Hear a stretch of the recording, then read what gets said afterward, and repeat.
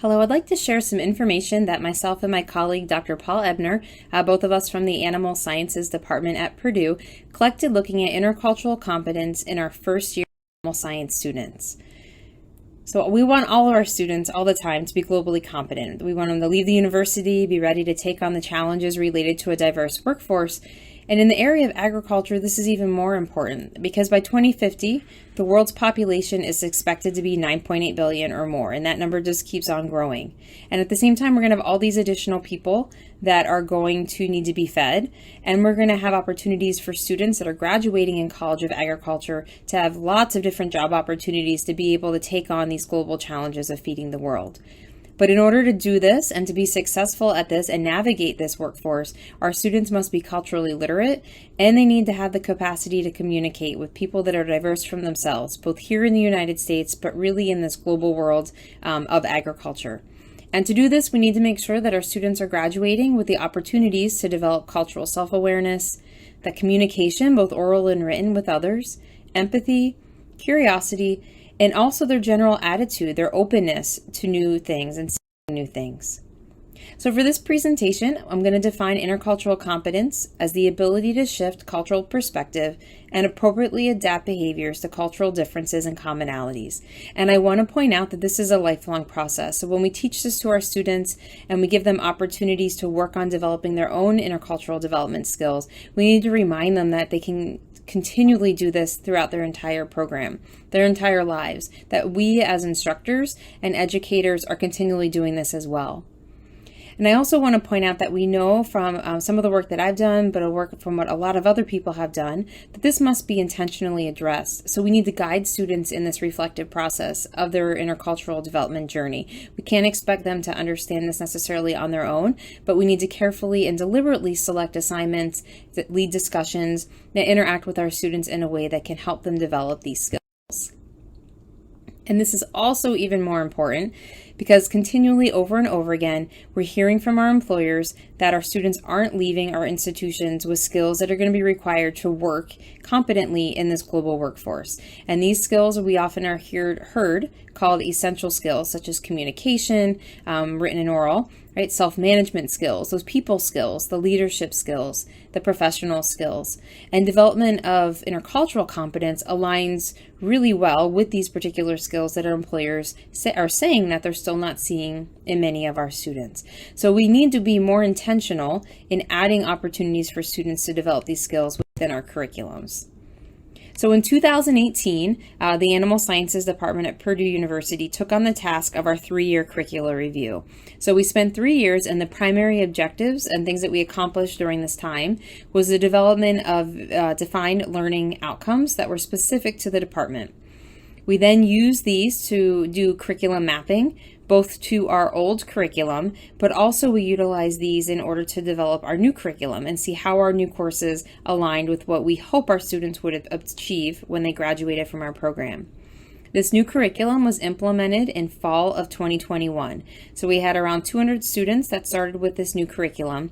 And really the overall aspect of it that changed the most was this ability to increase hands-on learning opportunities for our students. So we really focused on these skills as we implemented this new curriculum.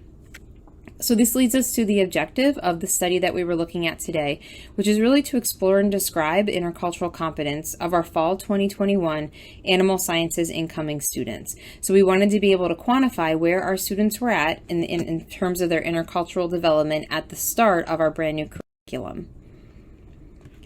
So in fall of 2021, we had 203 incoming first-year animal science students. Approximately 97% of our students were identified as U.S. citizens, and we used the Intercultural Development Inventory as a quantitative tool that we could use to rapidly collect data from the subset of students. So we administered the IDI in August of 2021, and we did this as a required assignment in a course that's required of all of our incoming first-year students that they take the first 8 weeks of the fall semester. So this was administered in week 2 of that 8-week course. And I'd like to share with you the results of the intercultural development continuum that we looked at. If you're not familiar with the continuum, it ranges from a monocultural mindset, which would be considered denial and polarization, more into a global mindset, which we can see with acceptance and adaptation. Minimization in the middle is really that transitional phase where students are learning to adapt from the monocultural mindset into that global mindset. And on this graph, we can see, or in this figure, we have the perceived orientation and the developmental orientation of our group. And this is all representative of the group of those 203 students. So the perceived orientation is where the students believe that they're operating on as a group. So where do they think? Versus the developmental orientation, which is where in reality are our students operating. So if we look at perceived orientation, which is not uncommon, it's significantly higher in the area of acceptance compared to our developmental orientation of the group. So the students perceive themselves to be operating in this area of acceptance, when in reality, when we look at the developmental orientation, we can see that the students are focusing more in this area of minimization. And so we wanted to break it down even more and see, okay, so where though, when we start looking at the different developmental orientations, where do our students fall? So we can see from this figure, the table, that none of our students fell within adaptation or acceptance, or we had 1 or 2 students fall 4% into the area of acceptance. And in that area, that's where we have students that really have more of that global mindset. When we look at polarization and denial, more of the more monocultural mindset, we can see that we have about 50% of the students fall in there. But I want to point out that minimization and polarization were both the 2 main areas that we saw the students fall. So minimization, that transition phase, and then as well denial. This is important because students that are in these different phases, for example, polarization, they may feel uncomfortable. There may be some uncomfortable when we talk about diversity. When we talk about minimization, that us versus them, that I'll talk about in a little bit, that can influence how students respond to others in the classroom that are different than themselves, conversations that they have in the classroom. So we wanted to be aware of this as we move forward with this particular group of students, curriculum and program. So with our students in the area of polarization and minimization, we know that predominantly the majority were in minimization, but a high percent were also within that polarization.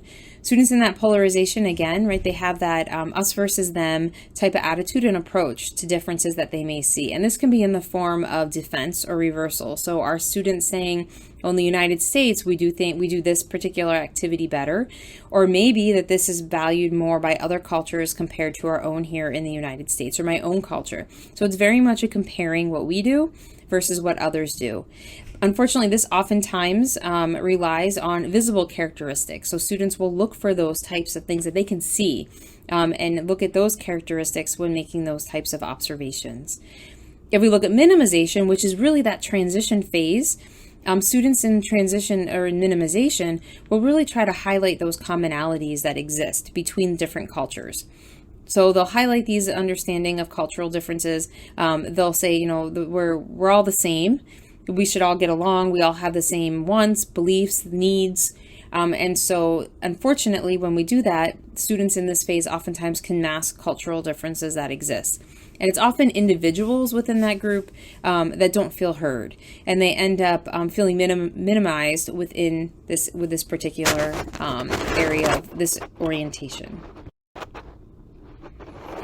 So in conclusion, the results of this exploratory study are really similar to other studies that we've conducted within our animal science population. So we find as a group, our students are predominantly falling in polarization and minimization, which is not uncommon to other reported literature of other undergraduate populations.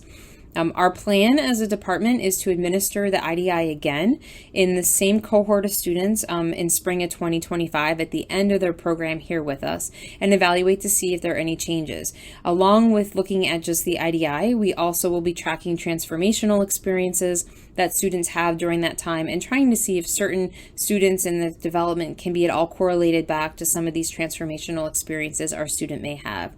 Our overall goal is to really understand how important is our curriculum at being able to develop students' intercultural competence. So we have this new curriculum. That's one of our goals, is to develop this competence. So are we actually doing that within this 4 years? And so we hope to collect this information from all of our students every year, our first year incoming cohort of students. And continue to track this and see, are we able to identify areas of opportunity in our curriculum that we can further help students to develop these skills. Because at the end of the day, we know that employers are asking for these skills, and our students need to be prepared to be able to operate in that global workforce. So with that, I'd like to acknowledge Purdue Center for Intercultural Learning, Mentorship, Assessment, and Research. They provided this Sea Grant research money for us, so we were able to do this initial IDI data collection. And I can answer any questions. My colleague, Dr. Ebner, and myself are both very willing to answer any questions you have. So please feel free to email us at any time. We're happy to set up a time to discuss and answer any questions that you might have. So thank you very much for watching, and we hope in a few years to have the next round of IDI to share with the group.